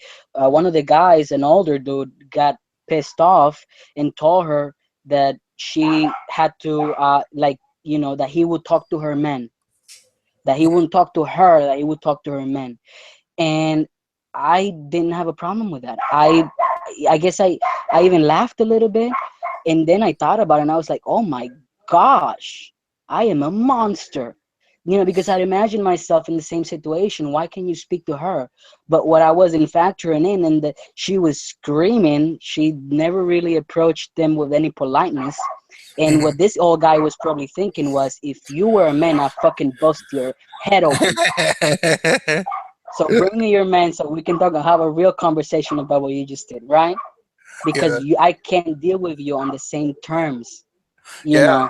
And maybe he was venting, maybe he doesn't like the situation, you know. Absolutely. So that's kind of the things that I struggled on with that one in particular until very recently, right? I'm also more annoyed. I don't know if this happens to every trans man out there, but I'm more annoyed by pitchy sounds, Hmm. like the sound of women screaming and children and stuff like that. And like I have less tolerance now. Like I don't want people talking to me, for like I was very talkative, and I am, you can tell that. But like I didn't want people talking to me a lot, especially not women, because it just feel like it was going around in circle. It was never getting to the point, and it just less tolerance in that respect. So there's a lot of things that changed the way my brain processes logic. Like, if I see a car accident, if I saw a car accident as a woman before, the first thing would have been the sentiment, scary or sad or whatever. And then I would have been looking at, maybe the people, if anybody got injured, if I was in danger or whatever. And lastly, what happened, right? Mm-hmm. But as a guy, if I see a car accident, first what happened, then anybody injured, Mm-hmm. and then do I feel sad about it? Do I feel, like I'm scared or anything like that? But the feeling is what comes last. And I started thinking about that, and I was like, wow. Well, if men aren't encouraged to talk, because I've noticed that too, especially about feelings, if that's the way, and I don't know if that's what happens to the rest of the guys, but if this is the way that their thought process is going, then they may never even assign a feeling to the Yeah, things they experience. I actually totally see what you're saying. Yeah, feminists, when they talk about men and men's emotions, the joke that I like to say is it's like feminists say that they want men to be in touch with their emotions more and blah blah blah blah blah, um, or no, sorry, feminists say that they care about male feelings, but what that really means is that they want Mm. men to cry more often. And what I suspect that really means is that they want to make men cry. you know, um, Yeah, I'm not gonna go there, no, I know, no, but uh, that's sort of a joke. That part, but no, uh, but what they really do mean is that they want men to cry more often. It's like yeah, they, that's not true either. Because if you do, they'll oh yeah, no, start they don't. talking. Yeah, Yeah, no, when you they'll actually say that do they it. do. But like I think that Hmm. this is sort of like their idea in their head Oh yeah, is oh the yeah, man who tries to act strong all the time when he really wants to yeah, cry, and yeah. they want him to feel okay about crying, even though if he actually started doing it, they wouldn't be happy. Um, it's They a weird thing. Yeah, they would bounce real quick. They probably say that's a red flag for somebody that's emotionally unstable or something like that. Yeah, yeah. Maybe a dependency issue or something, anger issues bounce real quick. They don't want to know about it. They don't want, I mean, I wish they did. And I'm hoping that by us talking about this, they will like take some responsibility, even if they don't publicly acknowledge it, but at Mhm, least try to make things different from now going forward, right? Because I've tried, and I've seen many men that have tried to talk about their feelings and to even cry, which is very difficult to do, to let somebody else, see you in a vulnerable state. But yeah, I've seen it, and it's not welcomed. mhm, It's just, and then they come around and tell you that that's what they want. It's insulting mhm, because you do it, you keep doing it, and you don't win. You do it differently, and you don't win either. There's no win ever, with these people. So something's got to be done. The best thing I think we can do is talk about it for now, but we should talk about it in venues, in avenues that are, of protected against. Because I mean, you talk in your channel about, I'm sure, the funding of these feminist, groups, mhm, how a lot of them get funding from the U.S. government and any other governments, maybe even corporations. I have been involved a little bit in activism, so I know about mhm, the donors and the supposed allies that we have to fill up all these forms to get the money from. Um, but you have to figure. I mean, they're not gonna give you. They're not giving the money for nothing. mhm, They're and if these people are giving money for this kind of things for division, why wouldn't they do the same to Facebook? Why wouldn't they do the same to Reddit? Why wouldn't they do the same to any other website out there, to silence everybody who's, talking about what needs to be talked about? mhm, So, I mean, there's a lot of play. I mean, there's a lot of people making good money out of confusion. And that's why I think we should take more responsibility about, where we communicate, mhm. what we say too, but that it gets through Yeah, even more. I very much agree. I think that yeah, the I think that's sort of what happened, and the reason that we're in the spot that we are today is that in the 90s was, the late 80s was the start of third wave feminism, and it went all through the 90s, really. it didn't end really until the early 2000s. But when George W. Bush got in office, it stopped being cool to be a feminist in the early 2000s. And also, female issues sort of, I don't want to say they were non existent, but there was not a whole lot of pressing issues systemically. Like females, by the early 2000s, females already were outnumbering males on college campuses by about 55%. And male suicides have always been higher than female suicides, and various other issues. Males were actually starting to already not do as well as women by the early 2000s, and feminism mostly went away. But the gender studies departments never did. There was still people taking gender studies, but it wasn't cool. It wasn't a pop cultural thing. However, over the past 4 years, especially, but since 2008 was when it really started. But really, especially over the past 4 years, was fourth wave feminism, which was this internet, social media driven feminism. And that's where mansplaining and manspreading and, the 1 in 5 college rape statistic, that's where all that stuff came from, was in the fourth wave of feminism. All of that stuff was basically invented problems that weren't actually really real, and not just were they invented, but they were put in our faces nonstop. And it did have a very specific reason, which was trying to get Hillary Clinton elected. I'm 99.9% positive of it, because the US government legalized the usage of propaganda on people. So it failed. And what I think it kind of did accidentally, and this is yet to be seen, but what I think is going to happen is that as a result of them trying so hard to sell a lie, the truth will be exposed. Does that make sense? Well, I hope so. I hope so. I mean, that's what we're talking here, right? Yeah, It's difficult, people. But we gotta try. We gotta try, because I mean, this is a ridiculous situation we've been put in. This yeah, is a it ridiculous. I is. mean, I'm still glad Trump has won over Hillary. But Yeah, seriously, this is silly. yeah. This is embarrassing. Yeah, people are trying to every day there's somebody trying to say the exact opposite of what is true. Like you go on Facebook and you look at a BuzzFeed video or a MTV decoded video, and they're saying something that's the exact opposite of what is true.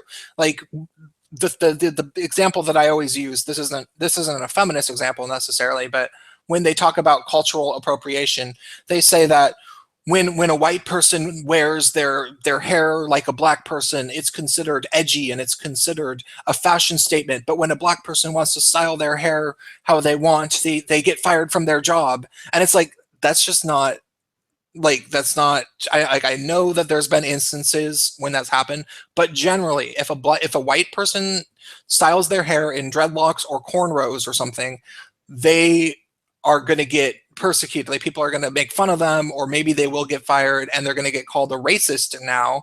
And it's like, that's what they're saying is the exact opposite of what is true. And that happens all the time with feminism. Like, they say that men won't get out of the way on the street and that men just bump into women. That's not true. What about ladies first? Are you kidding? That's like the least true thing ever. Like, so yeah. Yeah. That whole thing about men taking up too much space, and not just that, a lot of things. It's like we're bombarded with the most ridiculous issues, Mhm. and we're supposed to pay attention to them because they come on our Facebook feed or whatever 5-6 times in a day, and like everybody must be talking about it, so it must be something worth talking about. Yeah. No, I mean, we're being distracted. All this stuff is Yeah, just, Facebook is fucked up. It's kind of like the new cable television. yeah, not just that. I mean, you can block whoever you want to. Not just the company Facebook can keep you from seeing other people, but you can block and delete whoever you want to. So you end up in a Yeah. bubble of your own ideas and Yeah. whatever you're comfortable in, and that's not healthy. No. The other thing is that not just not only are we told information that's not true, but we like have publications that print the story, and then the next day, 2 days later, they print the opposite of the story. And we have screenshots of all this stuff, how they trying to, push us in different directions every single day, opposite directions. We Mhm. can't see that. We can't acknowledge that. Maybe it's because we don't think that there's a way to combat that, but there is. And that's, why I wanted for us to look into blockchains, for to manage our communications and a lot of other things that we can manage with this technology. So yeah, we definitely should look into it. It's not something that I expect feminists to embrace. I've tried. Even the money aspect of it, like I've tried to like appeal Yeah. to their desire for power, for the male power that they think that males have because they're pressured to earn money, And see, right? that's why I say that I think that some of them know that they're powerful and they're just deeply selfish people. Like they know that they're benefiting from all of this, and that's why they do it. Some And it's maybe. definitely no, it's definitely not all of them. It's definitely not all. No, But no, that's the there's whole point. yeah, It's not extremes. We're not here to accuse anybody. We're not naming names. Have you named anybody? I haven't named anybody. no. But, Well, I uh, do I name famous feminists sometimes, but well, not right now, right? yeah, So we're yeah, not not right now. here. But I mean, one of the other things I say is that 95% of feminists, self-identified feminists, don't really know anything about feminism. Like they don't really know anything about current feminist activism. They don't know anything about feminist theory, feminist history. They just sort of they just believe the lies and the simple lies, and they don't investigate any further. And the feminists, that 5% of feminists, those 5% of feminists might know very goddamn well that they are benefiting from things and they just don't care because they really fucking hate men. And those feminists want the other 95% of feminists to believe the lies. It's life is better for them that way. As long as they have the masses on their side, why tell the masses too much? You know? Yeah, it's hard. It's a difficult situation. I've met people that live from activism, and I mean, I had to step out of activism. Like I helped the U.S. aid for a little while to do a little research in DR, Dominican Republic, and I was involved. I was in TV a lot too, on radio. Mhm. But then some people started fearing that the money would come to me instead of them. They were fine with me out there as long as I would credit them as being the source of whatever I was saying, right? So, they could claim that those funds that are allocated, for that. But then, I was doing good because I had a good job that allowed me, I work online, right? So I can move around, I can travel, and not and still have income aside from whatever's paid, to activists. Which honestly, in the whole time, couple of years I was doing that, I didn't really get any money. I just got money for transport, and the food while I was there at the conferences and stuff like that, but not really payment. But these people do, like, there's people in higher places that do activism, that they request funds for these projects that they make, and then they just over price whatever they're gonna need, like they do in government a lot, right? They overprice whatever the expenses are, and they take whatever rest. And what they do is that they take pictures of the activities that they do, and that they record the attendees and everything, so they can justify that work is being done, right? So I know there's people that live off of that, and I met them, and like Yeah. they're dangerous. They're Oh, dangerous. yeah, they are, and yeah, there those yeah those people are.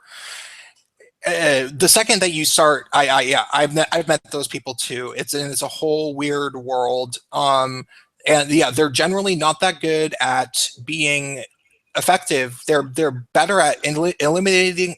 They're better at writing grants and eliminating the competition. And And why would you be effective if there is no issue? You are out of a job. yeah, exactly. So they need those issues. Yeah, yeah, and those And people. if Yeah, somebody goes out there with the intention of fixing them, then they're an enemy. Yeah, absolutely. Absolutely. So hey, my computer's about to die and I got to go back in the room where I can charge it. And so I got to end. But it was wonderful to talk to you, and we will talk again soon, I'm sure, on the interwebs. But say goodbye to the audience. Well, thank you so much for having me, and thank you for everybody that's watched this. This is very important. Share it if you can. And I'd love to see some comments. I'd love to be able to talk to you on the comments if there's anything that I didn't explain very well, or if you have any questions. And thanks again. All right. Well, see everybody later.